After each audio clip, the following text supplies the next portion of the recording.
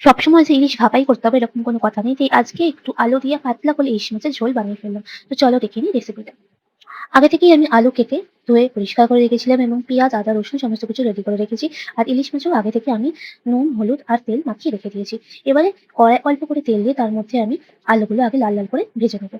তো আলুগুলো আমার প্রায় ভাজা হয়ে গেছে। এবার এগুলোকে আমি একটা সাইড করে তুলে রেখে দেবো। এবারে কড়ায় আর একটু তেল দিয়ে আমি আগে থেকে নুন, হলুদ আর তেল মাখানো ইলিশ মাছগুলো ভালো করে ভেজে নেবো। ইলিশ মাছগুলো ভালো করে প্রায় আমার লাল লাল করে ভাজা হয়ে গেছে। মাছগুলো এক সাইডে তুলে রেখে দিয়ে ওই তেলেই আমি আগে থেকে কুচিয়ে রাখা পেঁয়াজ কুচি দিয়ে দেবো এবং ওগুলোকে ভালো করে ভাজতে থাকবো। লাল লাল করে ভাজা হয়ে গেলে ওর মধ্যে আমি এক এক করে দিয়ে দেবো আগে থেকে রেডি করে রাখা আদা আর রসুনের পেস্টগুলো। ওটা দিয়েও ভালো করে নেড়ে চেড়ে ভাজতে থাকবো। ভালো করে ভাজা হয়ে গেলে আমি ওর মধ্যে এক এক করে দিয়ে দেবো মশলাগুলো। সামান্য হলুদ গুঁড়ো, সামান্য লঙ্কা গুঁড়ো, সামান্য জিরে গুঁড়ো আর সামান্য কাশ্মীরি লঙ্কা গুঁড়ো।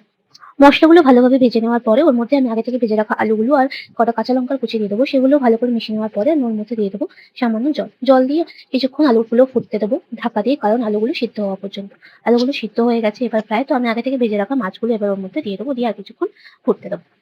তো রেডি হয়ে গেছে আজকে দুপুরের লাঞ্চ। এবার সামান্য গরম মসলা দিয়ে তরকারিটা আমি নামিয়ে নেবো। তো তোমরা অবশ্যই জানিও আমার ভিডিওটা কেমন লাগলো। আর ভালো লাগলে অবশ্যই লাইক করো, কমেন্ট করো অ্যান্ড পারলে শেয়ার করো। Thank you.